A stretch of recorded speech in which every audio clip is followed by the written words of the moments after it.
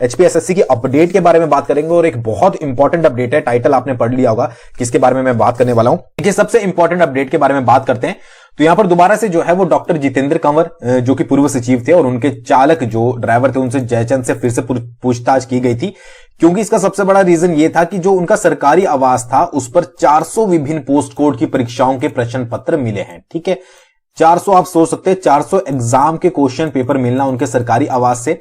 अब इसमें कुछ को लगेगा कि ये तो कॉमन सी बात है कि भाई क्या हो गया है अगर इसमें सरकारी आवास में मिले हैं।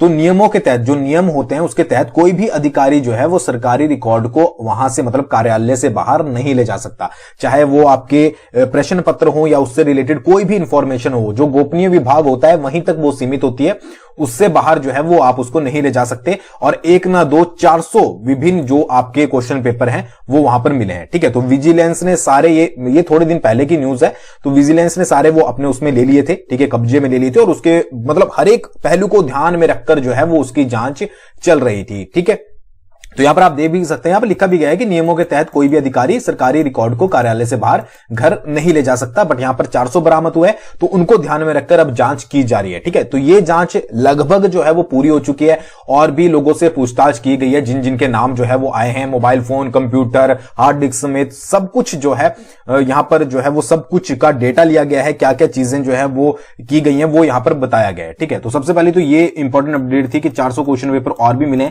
जिनके बारे में डिटेल में नहीं बताया गया है कि कौन कौन सी परीक्षाओं के हैं। आपने डेफिनेटली उनमें से परीक्षाएं मैक्सिमम दी होंगी। ठीक है, तो उनके प्रश्न पत्र भी मिले हैं, बट लीक हुए हैं कि नहीं हुए इसके बारे में भी कुछ नहीं बताया गया है। ठीक है, तो फिर मैक्सिमम कैंडिडेट पूछ रहे थे कि भाई फैसला कब आएगा, तो हमीरपुर कर्मचारी चयन आयोग पर जो है वो बहुत जल्दी फैसला आने वाला है। ठीक है, अंतरिम रिपोर्ट जो है वो तैयार कर ली गई है और कल 31 जनवरी को जो है वो आपकी रिपोर्ट गवर्नमेंट को सौंप दी जाएगी। ठीक है, बहुत सारे बोला जा रहा है, ठीक है, कि बहुत सारे अहम खुलासे जो है वो जांच में हुए हैं। जब रिपोर्ट गवर्नमेंट को सबमिट की जाएगी उसके बाद ही कुछ पता लगेगा।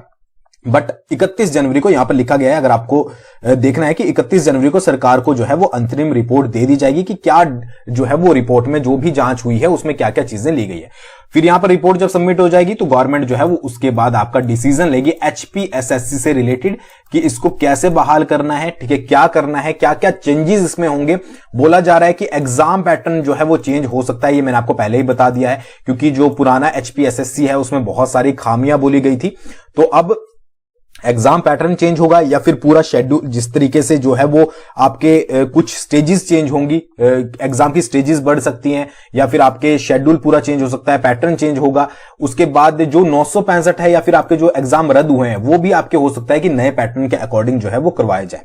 तो ये सारी चीजें आपको बहुत जल्दी पता लगेगी। मैंने आपको कल ही बोल दिया था, कल तक मेरे पास ये इंफॉर्मेशन नहीं थी कि भाई पढ़ाई शुरू कर दो, तैयारी शुरू कर दो, और अब बहुत जल्दी आपको आयोग पर फैसला मिलेगा। आयोग जैसे ही फैसला होगा उसके बाद आपको सबसे पहले यही एग्जाम जो है वो कंडक्ट करवाए जाएंगे।